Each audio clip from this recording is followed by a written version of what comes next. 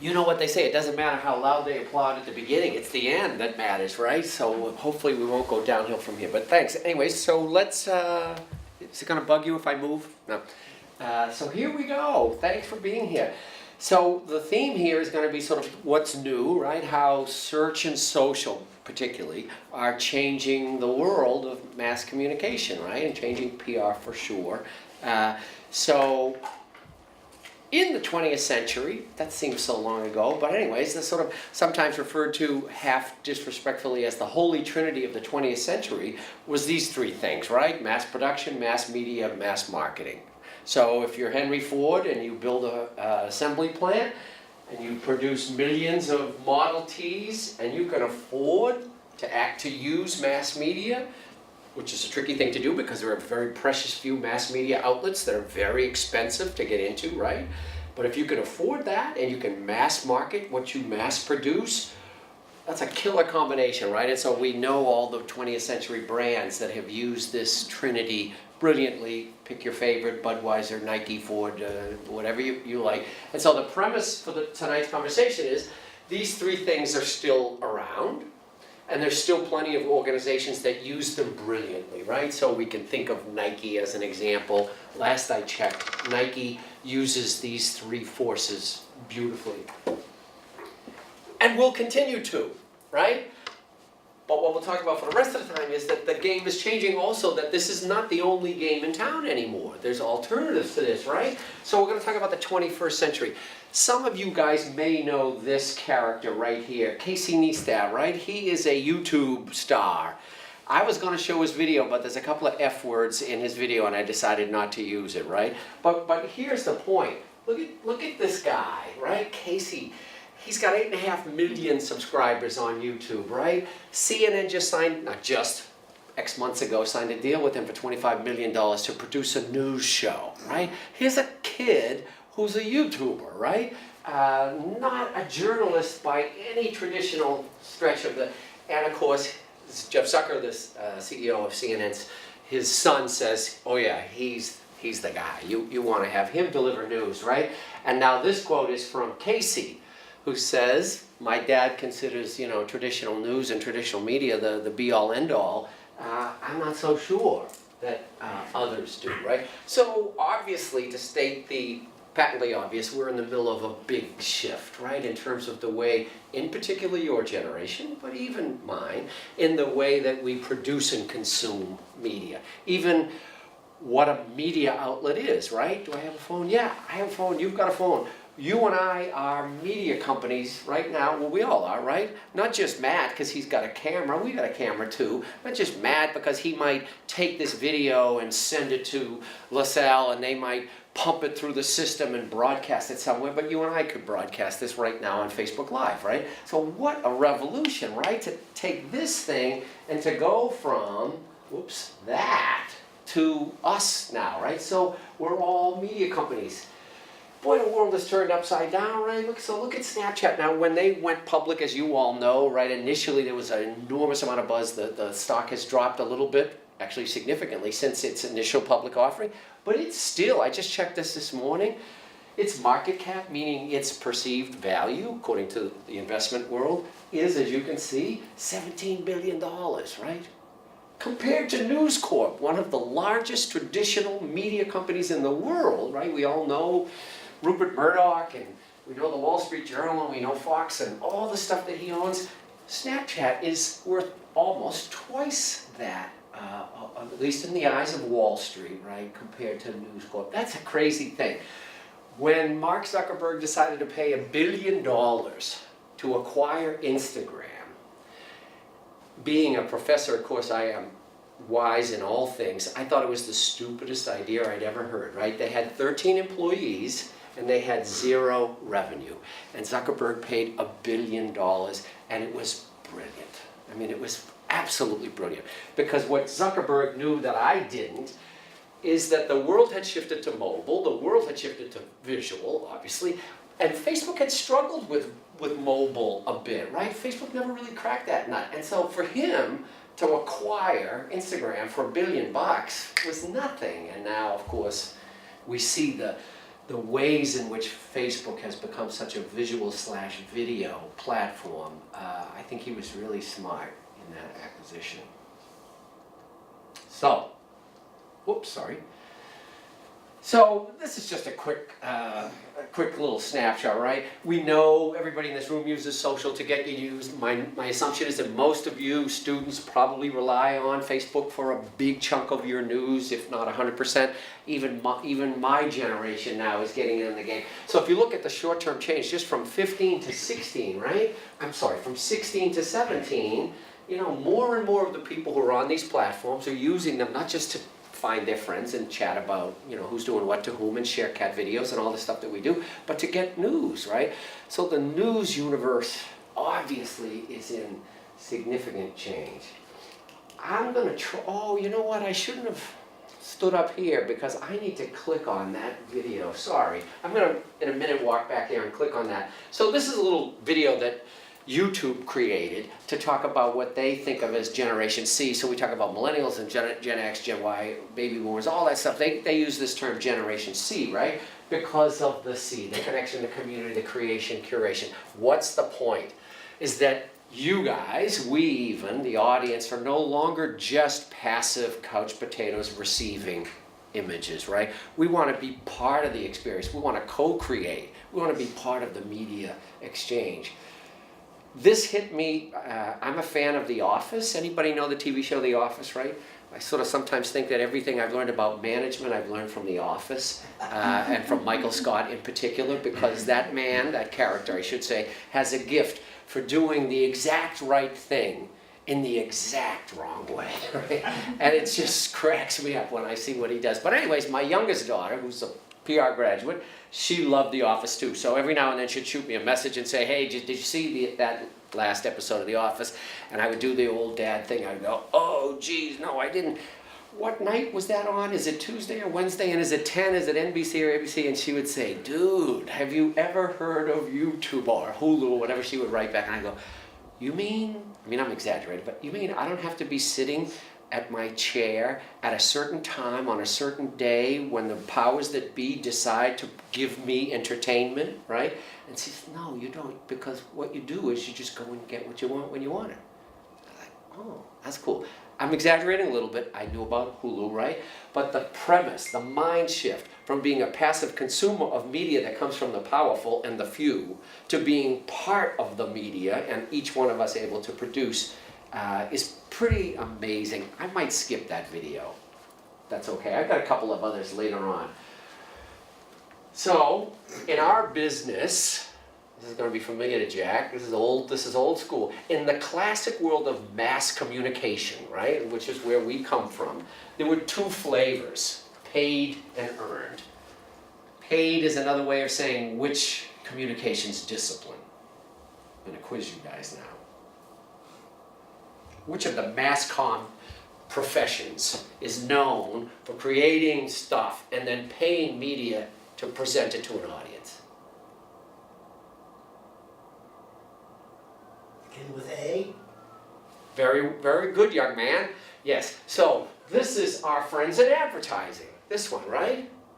And earned would be PR. This is the traditional definition, right? So if you and I were working on a political campaign, and you were on the paid side and I was on the earned side and we were working for Barack Obama, we would be doing the same thing. We would have the same set of messages, the same set of target media, the same audience we would go after, but you would pay ABC News to run that 30-second ad about Obama, and I would be talking to the producers of ABC News to say, would you like to interview the candidate tonight about gun issues or something. So I'm not going to pay ABC to have Obama interviewed on a news program, right? I'm going to earn that exposure, but my good buddy over here in advertising will pay for that 30-second spot.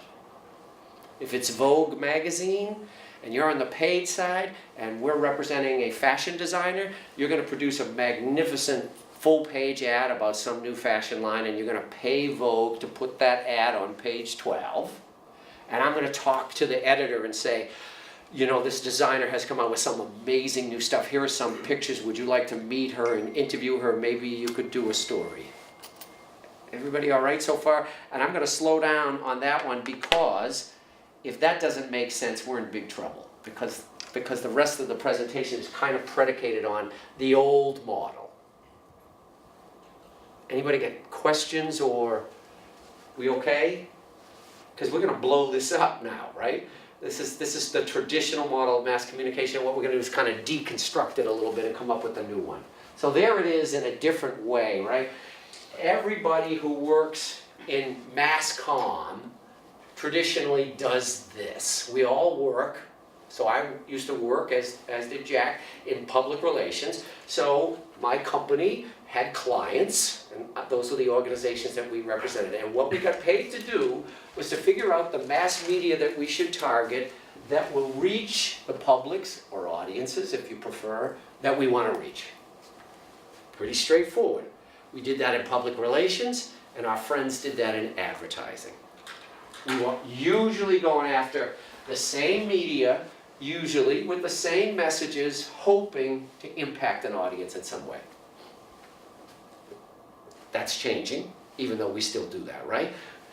Notice one thing. I made this arrow a little bit bigger, right? Because what we get, traditionally, we mass communicators, whether we're in PR or advertising, what we get from mass media is reach and influence that we can't get traditionally pre this on our own, right? So we're all knocking on Oprah Winfrey's door saying, please, Oprah, pick my client's book for your book list. Because we know that every book that's ever been on her book list becomes a bestseller, right? We're not paying Oprah to do that. We're trying to get her to earn her endorsement. Earn versus paid. Still with us, still a big part of what we do. If you work in PR, for example, very good chance that you're going to do publicity for your client or for the company that you work for. You're going to be knocking on these gates. Think of this as a gate, right? Media folks are referred to as gatekeepers, right? You're going to knock on this door, whoa, and say, hey, would you be interested in a story about a new product that does X? And your friends in advertising, or if you go into advertising, you're not going to knock on the door in quite the same way. You're going to go to the door and say, I've got a check, and I would like to be in your outlet, because you can help me reach people that I probably can't reach on my own. And then something big happened. And this is a great Scrabble word. Are you ready? Disintermediation. Not bad. Disintermediation. Seven syllables. At BU, faculty get paid by the syllable, right? So that's why A, I talk so much, and B, I had to look up a big word, because that resulted in a pretty nice bonus. So what is disintermediation? Dissing the intermediaries. Look at this. We still do this, of course, we always will, but look what we do now. Thanks to that phone, or pick your device, right?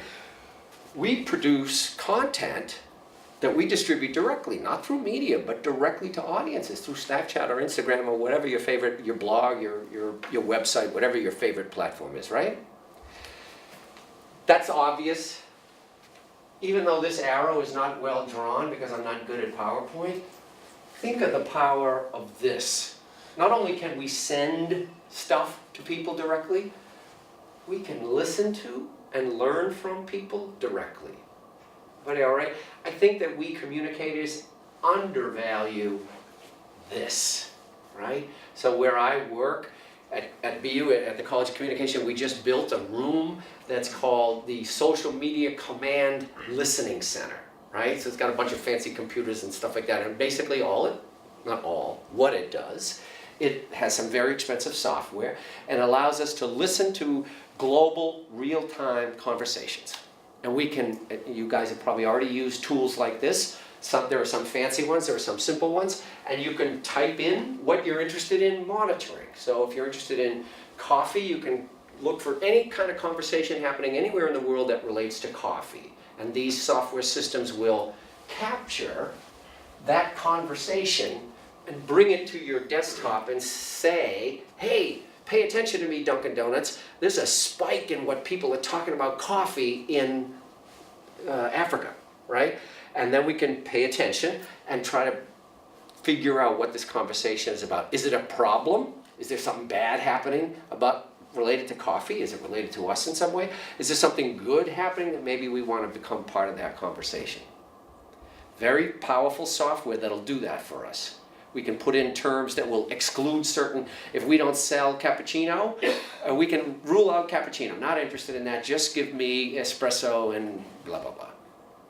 We can even use artificial intelligence to analyze the sentiment of this conversation. Think about that. It's hard. I mean, software is not perfect, right? But we can train the software to say, when you find a big spike in conversation that's related to us, analyze it and put it on a 1 to 10 scale. 1 is really negative, 10 is really positive. And we can say to the system, I'm interested in 1 through 3 and 8 through 10. I don't care about the middle. Because the middle, if you're Bank of America, the middle might be, hey, I'll meet you, Fred, in front of Bank of America in Kenmore Square tonight, right? Well, that's irrelevant, right? That's neutral. On the other hand, if it said, I hate Bank of America so much that I will organize a riot tonight in front of the Kenmore Square Bank of America, I want to know about that.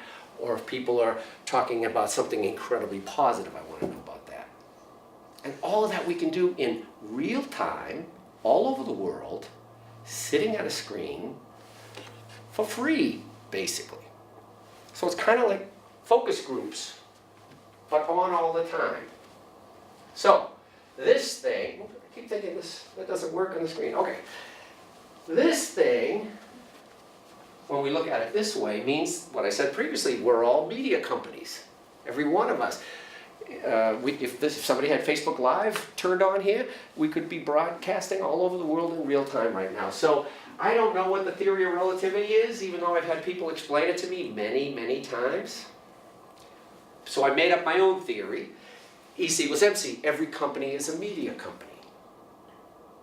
Everybody got that? So when I think about PR, traditional PR, what I did and do is use mass media to publicize my company. But what I also can do now is create and produce and disseminate information directly that I want to disseminate. That I don't have to beg somebody to share with the world, that I could share on my own through a website or a blog, Twitter, Instagram, etc. Can anybody explain the theory of relativity? I sure as hell can't. No? No takers? Even Matt, and he's an A student, isn't he? We think? What does that mean? I think this is a big deal, even though it seems really simple. What it means is the balance of communication is shifting from push to pull.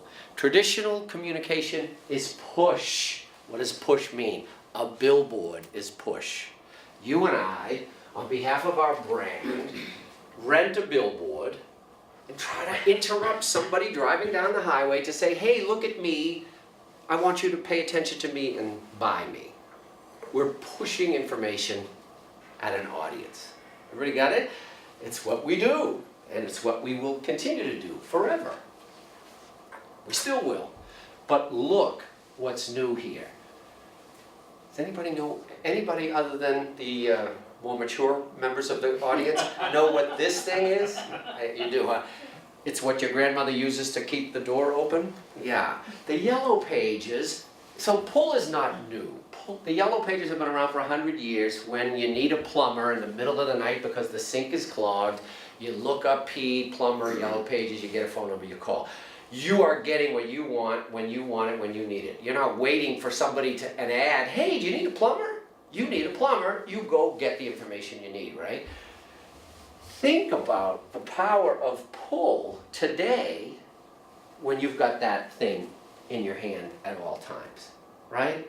So my daughter says, dude, chill. If you want to watch The Office, just go to your damn phone and watch The Office. Like, what are you waiting for? Go get it. You don't have to wait for some powerful, mighty Wizard of Oz person behind the curtain to send stuff your way. Go get it. Search for it. Think about your lives. I mean, again, mostly the students here, right? When you need something, information about something, you just go get it. You don't hesitate for a second, nor should you, right? What's the point? we mass communicators are in the middle of shifting from here to more of this.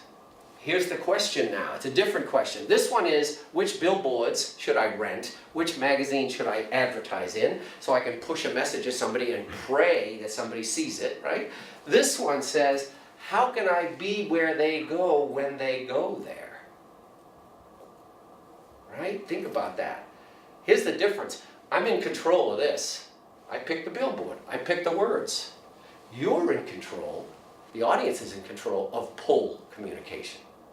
You need something, you go to where you go, wherever that is. You may go to Twitter, you may go to Facebook, you may go to TripAdvisor, you may go to Google, I don't know where you go, but you go somewhere to get the stuff that you want. I want to be there. I want my brand to be there when you go looking for stuff that's relevant to us. Big deal for marketers, right? What the big deal is? I'm giving up control. The audience has more power today than it used to. This is going to get even uglier, so stay with me.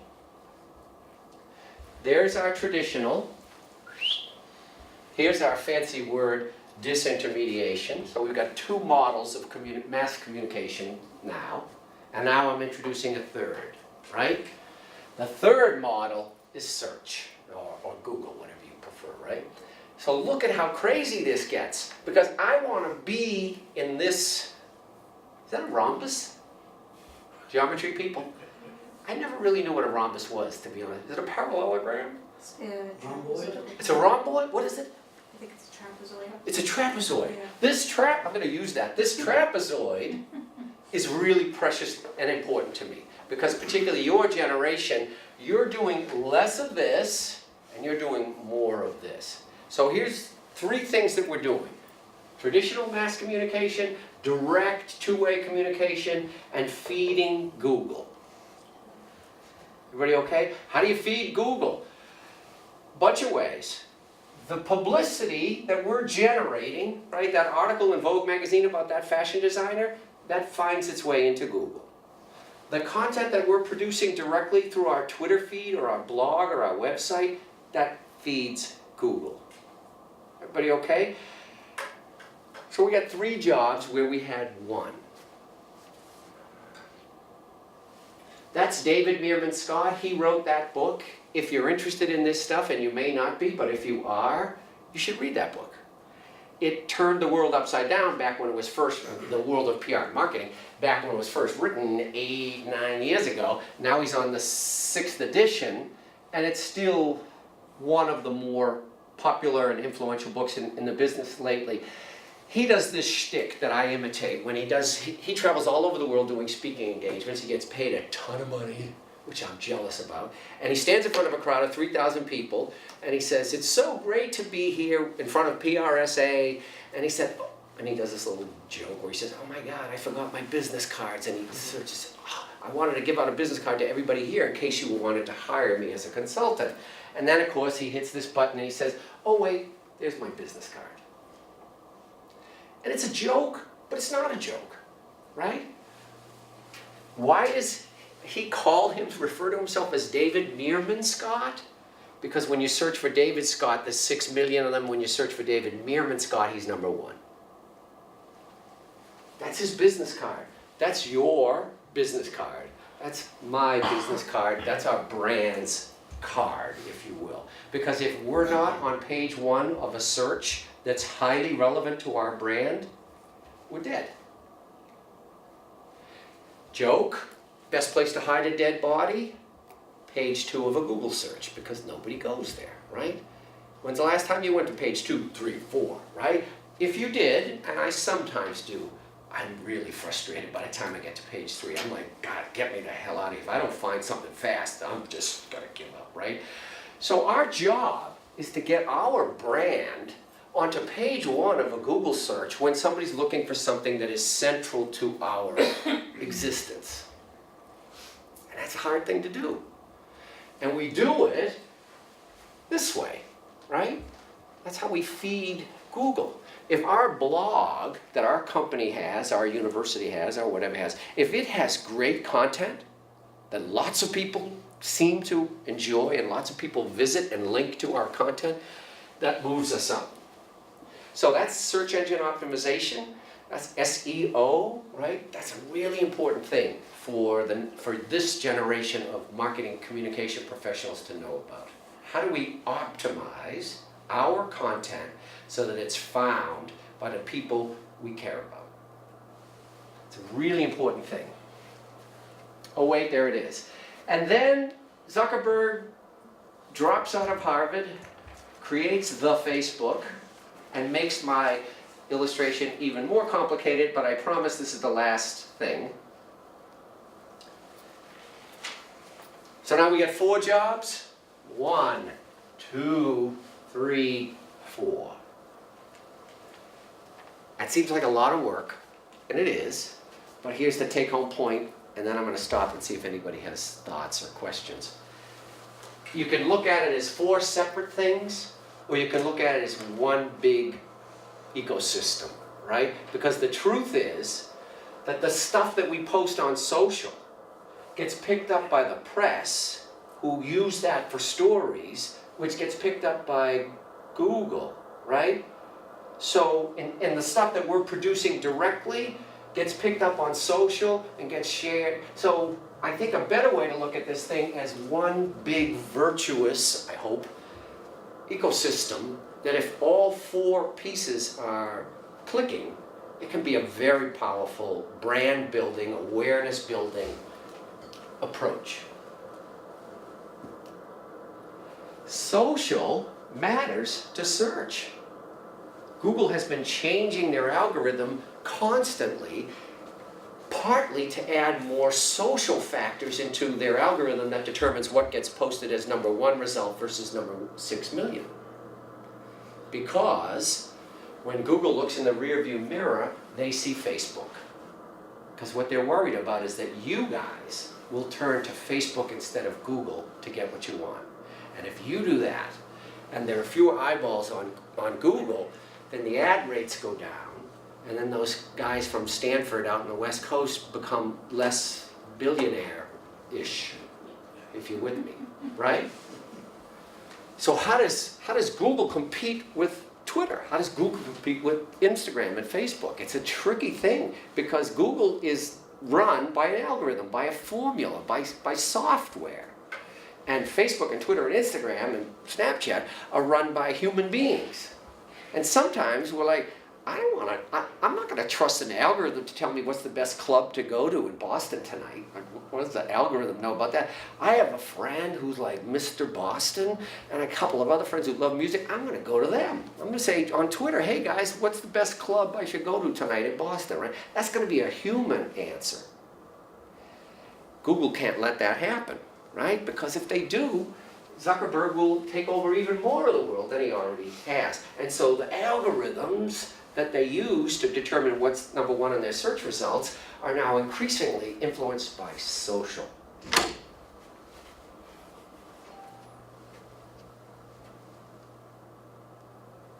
There he is, that's David Meerman Scott. And he has another joke that I steal from him sometimes, and he said, before the web, we had 3 alternatives. We could buy, we could beg, we could bug. Well, we know what buy means, what type of communication he means by buy, don't we? Which one?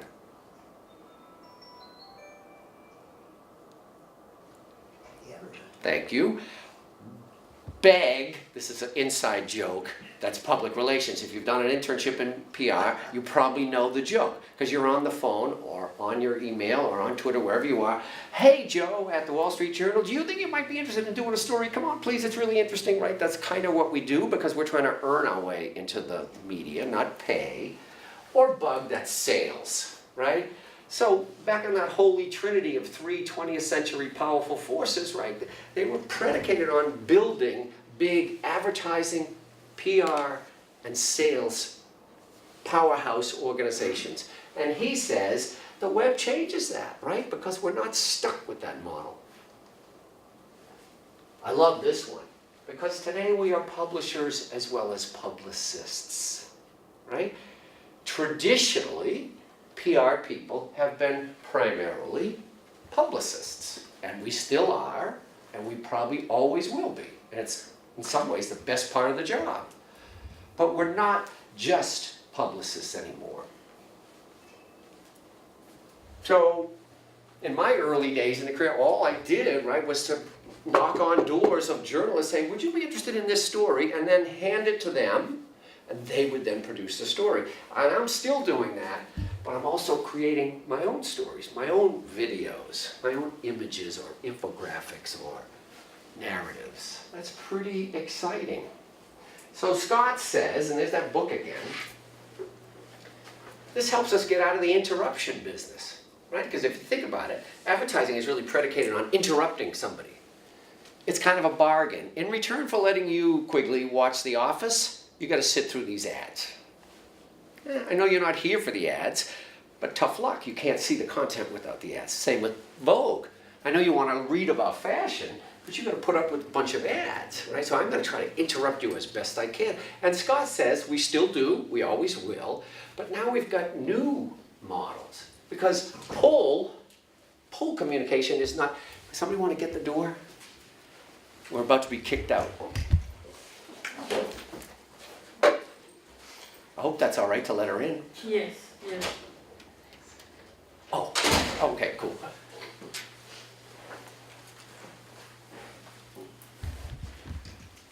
So if we do search or pull well, instead of interrupting you, hey, do you want to buy a volleyball, right?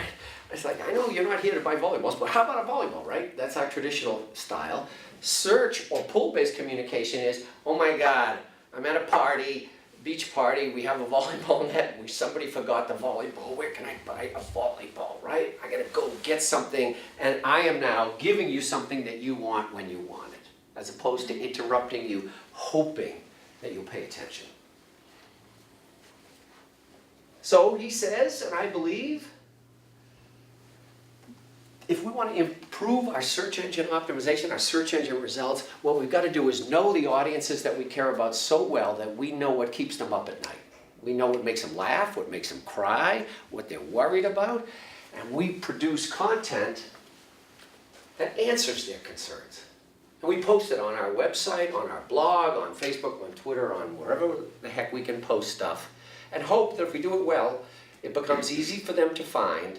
And now we're answering their need when they've got it by producing great, customized content that's easy to find and share. Don't forget the share part, right? Because I want more than you to find it. When you find my video on YouTube, I want you to fall in love with it, and I want you to share it with your friends. Because that's when we can really get some viral power.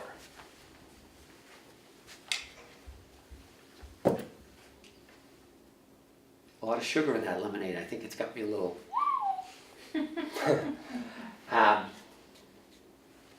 Word of mouth marketing, right? You know this notion of word of mouth, that a powerful factor in most campaigns is not necessarily the billboard or even the search engine or the Facebook or whatever. Well, I shouldn't say Facebook, leave that aside. It's what you say to your friends. McKinsey, the famous consulting firm McKinsey, it's like saying Harvard, right? When you say McKinsey or Harvard, it means you cannot challenge this because this is from up above, right? So that's what I'm trying to do.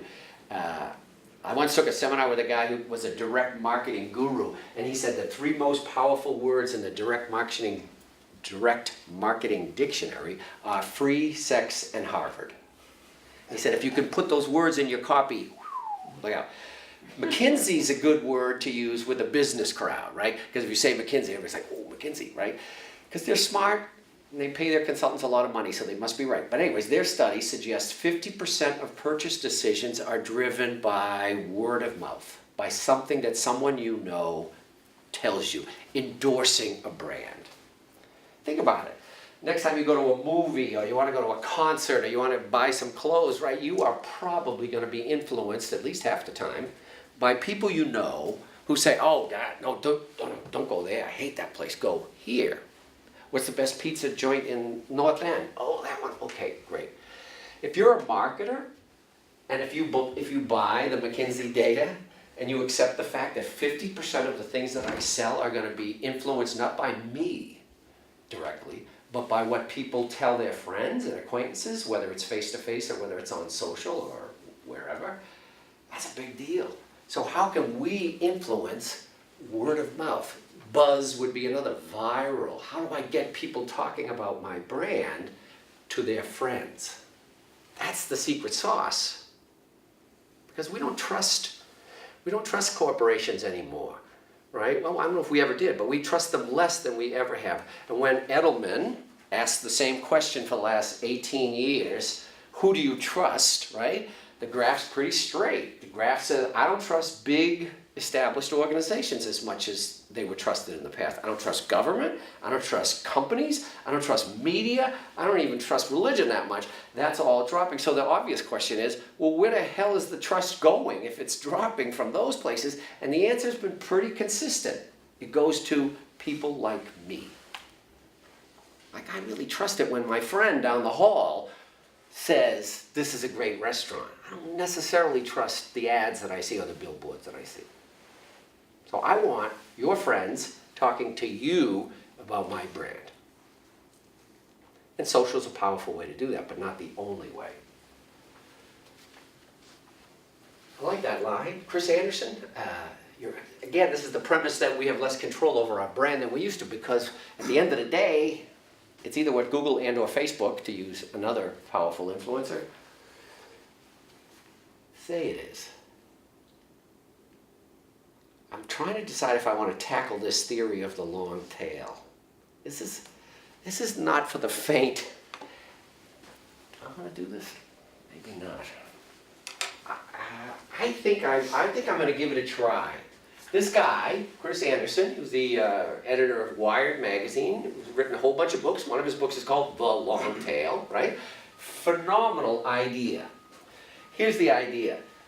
This is a classic sort of marketing approach, right? Where we've got, as you might be able to read, the y-axis is popularity, and the x-axis is products, right? So in the 20th century world, we had to pay a lot of money to market the hell out of some products. You had to be very careful about which products you choose to produce, because you can only afford so much marketing. So you're going to put your money in the traditional model on the red end of the tail.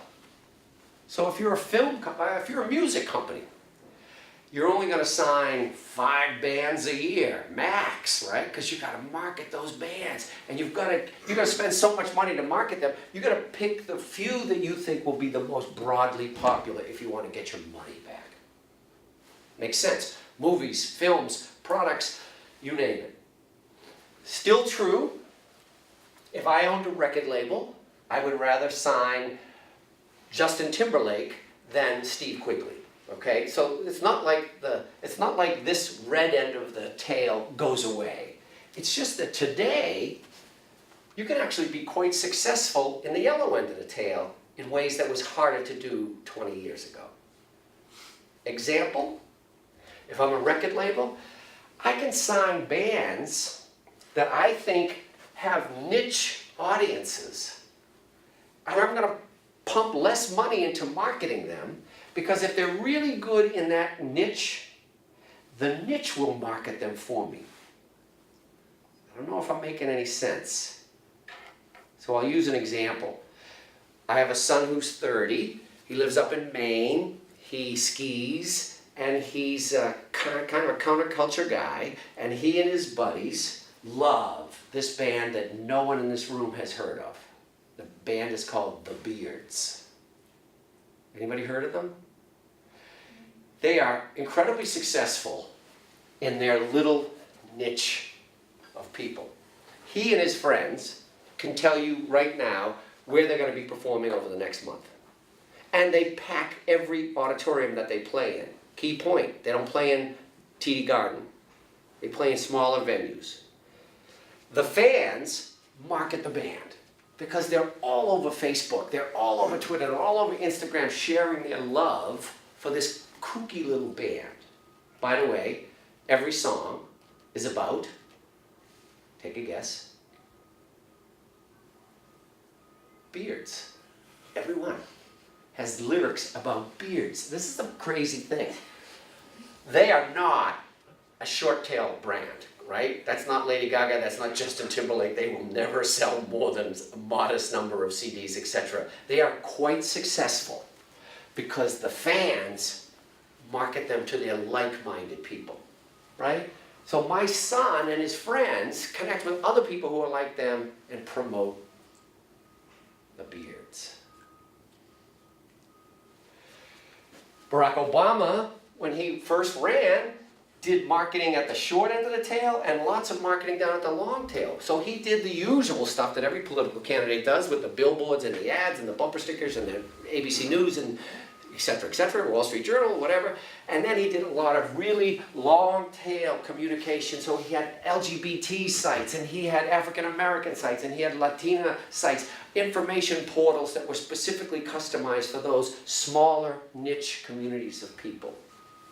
He did both. He operated at this end and that end. Does that make sense? That one's a little bit sort of elusive, I think, that idea. You were the one who did this, which was the tip-off. So does the long tail make sense? Yeah, definitely. I think it's is it more generated because they're like a smaller non-known band, or? Keep going. No, it's fine. I mean, I'm just saying, like, the long tail, obviously, they're not as successful as the Yep. heads, so it's, they're gonna be at the long tail for a while, I believe, so. 'Cause Probably forever, Yeah. but you never know. I mean, No, but there's obviously, like, a long slope right there. Absolutely. Very, very steep. yeah, and the beards are probably like down here, Yeah. right? I should have used a different example. Maybe this one will help. Or you got one? No. Okay, thought you had one. Blockbuster Video.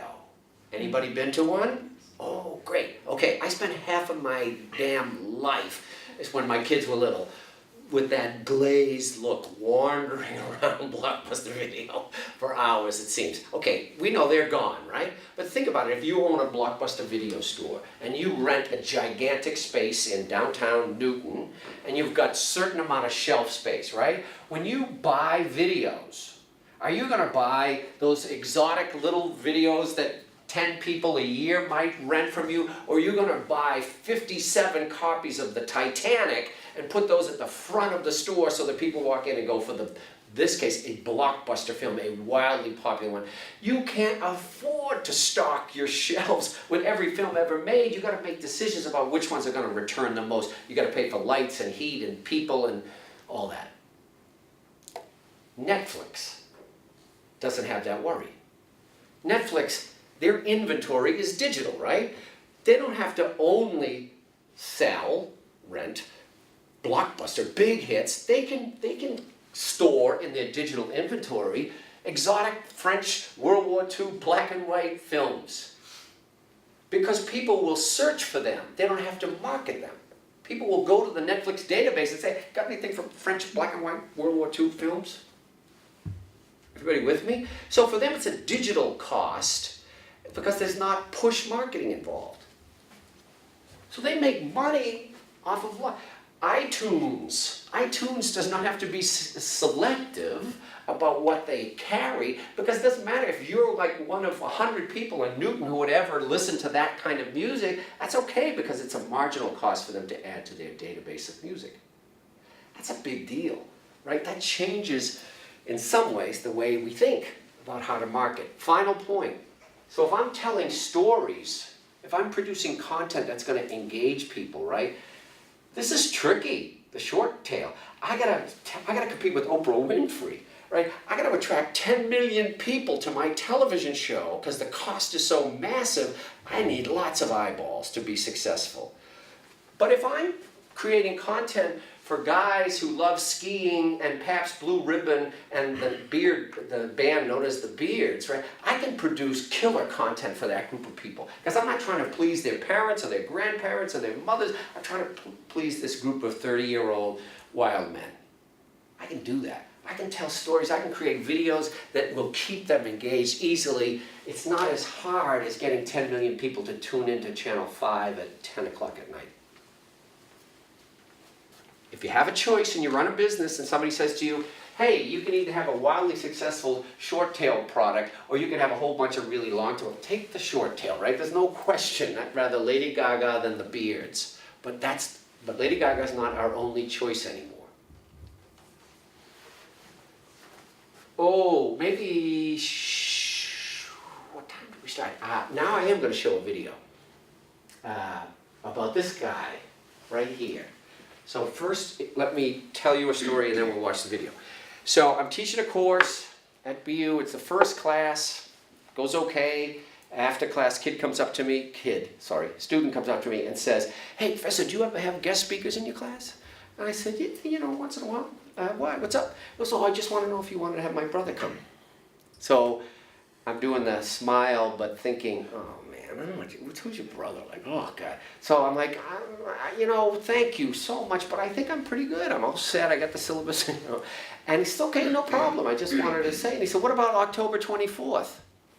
So I was like, October, first of all, I was like, I have no idea what I'm doing on October 24th, but I didn't tell him that. I thought to myself, I said, "What's the big deal? Why is October 24th? And he said, "Oh, my brother's going to be in town." So again, smile, but thinking, whoop-de-doo. Like, oh, how great. I said, "Okay, thanks, but why is he going to be, what's the deal?" "Oh, he's going to be over at Harvard. The Harvard Business is doing a case study on him." And I said, "I'm interested."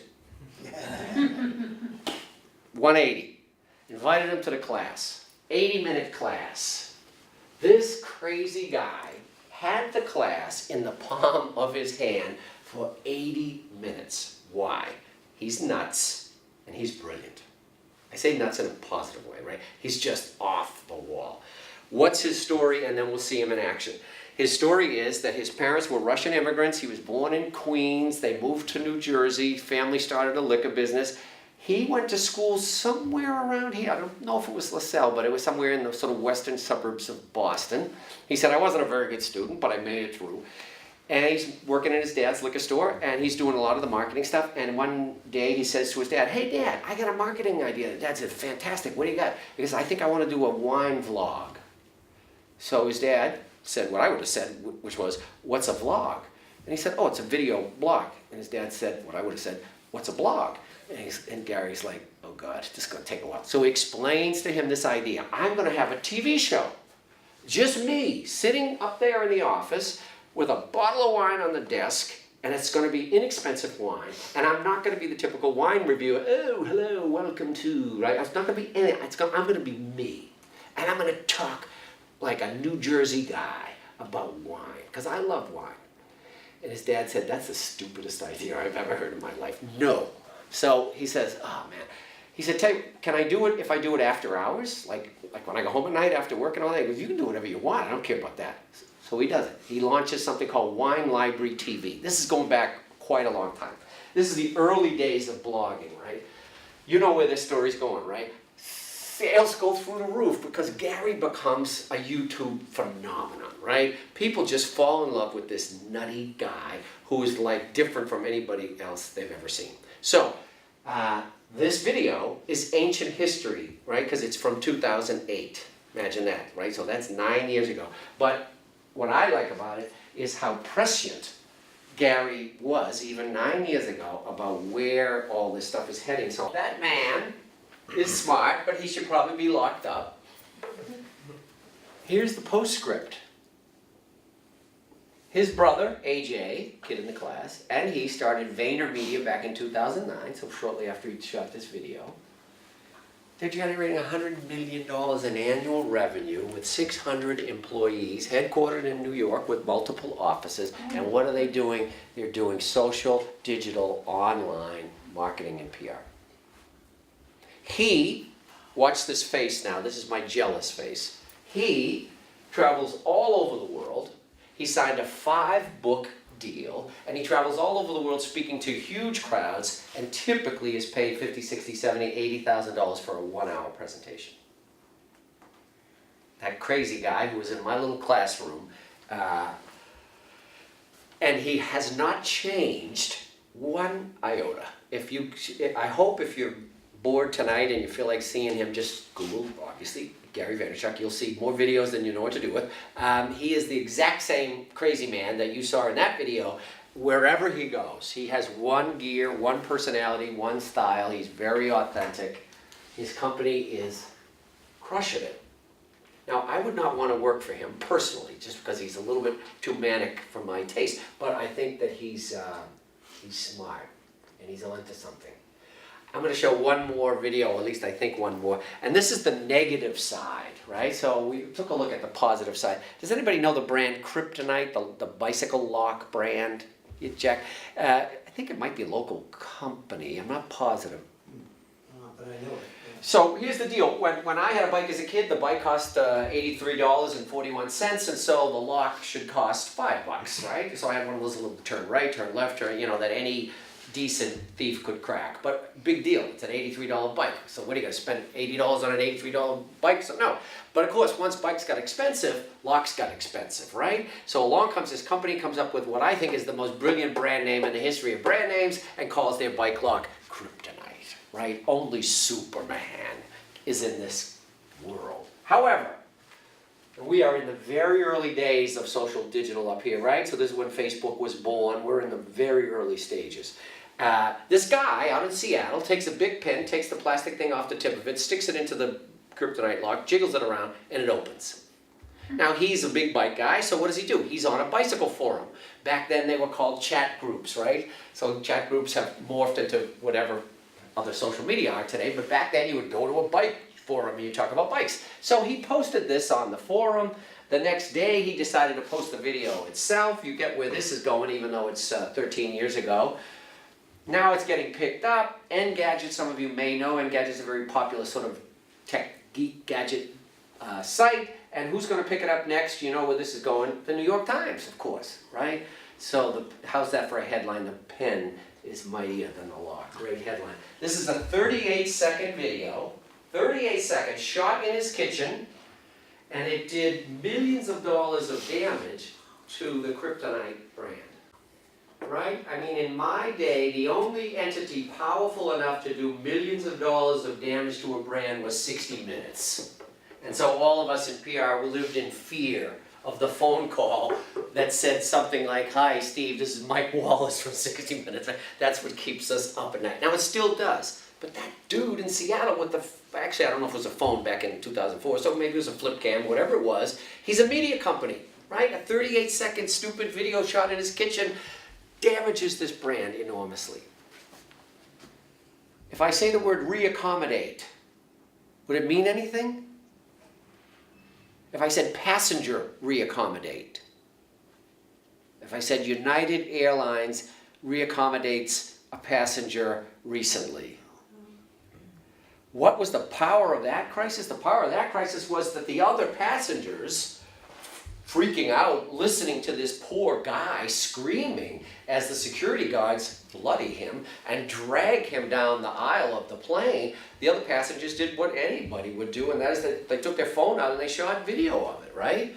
And woe to United Airlines, right? And woe to their CEO, whose response initially was, "Oh, we were simply reaccommodating the passenger." Well, okay, you and I might buy that, right? If we read an article in the Boston Globe that said passenger gets dragged off plane, we're like, "Oh, that's terrible," but maybe there's more to it. But when we saw the video, especially the raw passenger shot video, and those haunting screams of the man being dragged off the plane, reaccommodate didn't seem right. Whoops. I'm kind of winding down, but let's talk about the funnel. And you guys have studied marketing. This is like the holy grail. This is it. This is worship at the altar of the funnel. We always have, we always will, right? So in the traditional funnel, this one has been updated, right? So these two pieces at the bottom, these are kind of new. The traditional funnel had these 4 levels to it, right? And it's a classic marketing funnel. What does it mean? PR and marketing bring leads by generating awareness. And so the leads come in at the top of the funnel. And we know that somebody who walks into a store who'd never been in that store before is not necessarily going to buy anything. So a lead is not necessarily a customer or a conversion. So what happens in a traditional marketing funnel? PR and marketing and advertising generate leads. They come in at the top. So what's your job, PR marketing? Your job is awareness. And it still is, but we're now playing a role elsewhere. Look at what we've added. So customer comes in, Many of them leave as they learn more about it, and then maybe they learn about the competitors, and a smaller percentage of the leads convert to customers. Everybody okay with that idea? It's classic marketing. Every business knows what their conversion rate is, right? What does that mean? If you're a used car salesman at some big company, somebody says, hey dude, what's your conversion rate? You're gonna say, oh, 5%. Well, what does that mean? It means out of 100 people who walk into my used car dealership, on average we get 5 customers. Okay, so we build a business around that. If we don't have enough customers, we need more leads. If we get a lot of leads but we're not getting our 5 customers, sales needs to get better. Right? Everybody got it? That's just classic. Still true today, but what I want to emphasize, and we'll wrap up with this idea, is increasingly PR and marketing people are saying, why don't we pay more attention to these people? If Edelman's right, and in their study they say that you don't trust big organizations, and who do you trust? I trust people like me. Well, at the bottom of this funnel, we've got customers coming out. Some of those customers, hopefully, love us. Some of those customers tell their friends how amazing we are. So they kind of become salespeople, marketing people for our brand. Everybody with me so far? So how can we facilitate this? How can we get more people coming out at the bottom of that funnel who are so in love with us that they can't help themselves but tell other people? Oh my God, greatest film I've ever seen, you got to go. Fantastic Italian restaurant, I love it, trust me, you'll love it, right? That kind of recommendation that comes not from the company or the restaurant or the filmmaker, but from somebody who's a customer who doesn't get paid to advocate for the brand, that's powerful. They can actually refill the top of the funnel for us. Everybody okay? And we don't have to pay them. So big question, how do we get more of these doing more of that? Because that seems to be what's powerful. And how can we make the funnel different from what it's become? Because if you turn the funnel another way, what many of us feel is that we're being marketed at too much. Like, God, please stop with the ads, stop with the constant marketing, right? So along comes a guy and he asked the question. He said, rather than using the funnel on behalf of the company, marketing to some poor, unsuspecting potential customer, what if we took the people at the bottom of the funnel and gave it to them and said, here, use this, tell your friends about how great we are. Some brands do that really well, and some don't. Figuring out how to do that is a really good idea. Figuring out how to make it easier for your most loyal customers to tell their friends about how amazing you are and whatever it is you do is a powerful thing. Why spend billions feeding the top of the funnel when the conversion rate seems to be less and less successful today, mostly because your generation. You guys are not in front of the TV at 10 o'clock on Tuesday. I used to be. You're not reading that newspaper. You're not listening to that show, except as much as previous generations. So since it takes more money at the top of the funnel to get the same number of customers in your generation, I want to come up with a different idea. I want to get you telling your friends. Because where are you spending your time? You're on Facebook and other social platforms. Boy, those platforms can help you tell friends about how great we are. Oops, forgot. Get to him in a minute. So, here's a powerful, simple idea. Powerful, simple idea. Come up with by a guy who used to be a professor at what university? Harvard.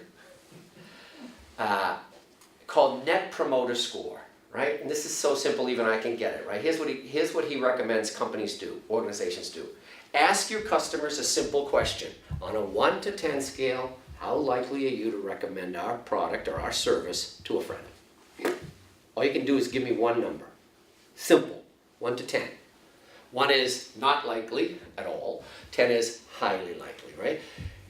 Measure that. Now it gets tricky, but the question is simple, right? 1 to 10. Take the percentages of 1s through 6s, that's the low end of the spectrum, everybody with me? And subtract them from the percentages of 9s and 10s. So what are you doing? You're taking your super fans and you're subtracting your critics. And you're coming up with a net percentage. You with me so far? Somebody should be wondering what happened to 7 and 8. Don't care. What's a 7? How'd you like that restaurant? What's an 8? How'd you like the restaurant? It's pretty good. And the premise here is you can't win with that. I mean, we know you can't win with 1s and 2s. Worst restaurant I've ever been to in my life, right? You can't win with them. What we need is 9s and 10s. What are 9s and 10s? Best restaurant I've ever been to. Love the film, love the movie, love the poem, love the fashion, love the whatever. Feel good when I tell my friends about it. I want to tell people how amazing this is. So model, Apple uses it in their retail stores, right? Apple sends a survey out to their customers who've been in their retail store and say, on a 1 to 10.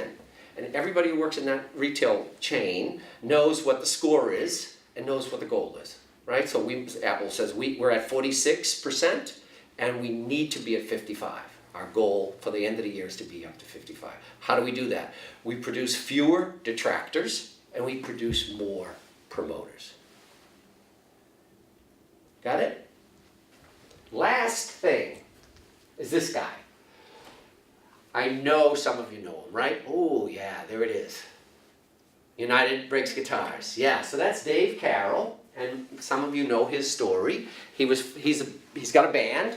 They're not quite as Longtail as my son's band, the Beards, but they're not hugely popular. They're called the Sons of Maxwell, and they're flying from somewhere to somewhere. Oh, thank you. Halifax to Chicago. And they're looking out the window of the plane, and sure enough, what do they see? They see some baggage handler throwing their equipment, right? Including this guy's precious Taylor guitar. Okay, gets off the plane, opens up the guitar, it's broken, goes to customer service at United Terminal, and they say, talk to the hand, right? Hey, that's your problem, not ours. You should have had a better case for it, right? So he calls customer service, he calls the boss, and he spends almost 1 year trying to get United to fix his bloody guitar. They ignore him. So he does the only thing he knows how to do, which is to write a song. So he writes a song called United Breaks Guitars, and he uploads it to YouTube. And he says, I was psyched if I got a few hundred views, like I was so, and of course the thing goes viral. I used to know how many millions of people have seen it, 70 million or some ridiculous number, right? I'm just gonna play a little tiny bit of a clip. Of course, when the thing went viral, what happened? United Customer Service called him and begged him to let them help him, right? After almost a year of him trying and getting nowhere. Had they been listening and monitoring and paying attention, right, they could have resolved this much quicker, right? So that's one. Number two, he kind of became a celebrity in a funny kind of way, right? Not a big C celebrity like Justin Timberlake, but he became a celebrity, oddly enough, among the customer service professional community because they invited him to speak to their conferences because he was this guy who wrote this crazy song and they would pay him a lot of money to come to conferences. So one day he was invited to speak to, I don't remember the name of the organization, the American Customer Service Association or something like that, and it was in Denver, and he walks out on the stage and he says, you're not going to believe this. I flew here from Vancouver. Guess which airlines is the only airlines that flies from Vancouver to Denver? I'm making up the cities. And of course the answer was United. And he says, guess whose baggage has been lost? And of course everybody chuckles. And he became a bit famous in his own way. Final point, and better than that, I think. Some smart PR marketing person at Taylor Guitar was paying attention, saw the viral video, went to Bob Taylor, I've got a video but we don't have time for it, the CEO of Taylor Guitar, and said, Mr. Taylor, I want to do a video. Have you seen the United Breaks Guitar? No, I haven't. Plays for me. He goes, oh my God, that is so cool. And that's outrageous because they broke his Taylor guitar. Okay, what I want you to do is just stand right here with the workers in the background. They're working away on guitars. And I just want you to talk. And I want you to talk to guitar players. And he did. And they produced this magnificent, organic, authentic, low production video with Mr. Taylor simply standing in front of a flip cam or a phone or something saying, hey guys, have you watched that video? Wow, that's something. I can tell you, here's a few things that you can do if you have a guitar and it's been hurt. It's been damaged, right? Brilliant, right? That's really brilliant. That gets to the idea of context, right? Because communication isn't just about the content, the words, the images, the whatever. It's also about the context, right? Because an image that you produce today might be a flop, And then tomorrow morning, when the news breaks and something happens, if your content is contextual, meaning related to what people are buzzing about at that time, then maybe your content goes viral. So we as communicators not only need to produce great content, but if we can, we need to do it in a way that's contextual, because the audience is already eager to consume that kind of content. Right? So an interesting class project, kind of a spur of the moment project would be, okay, what's happening in the world right now that's sort of a meme that people are buzzing about, and let's think about brands that might be able to jump into that meme in a way that might be a positive thing for them because everybody's eager to talk about that subject right now. I might be done. I'm not gonna do that. That's too old. So that's what I got. I don't know if anybody's got questions, but if not, Thank you. thank you.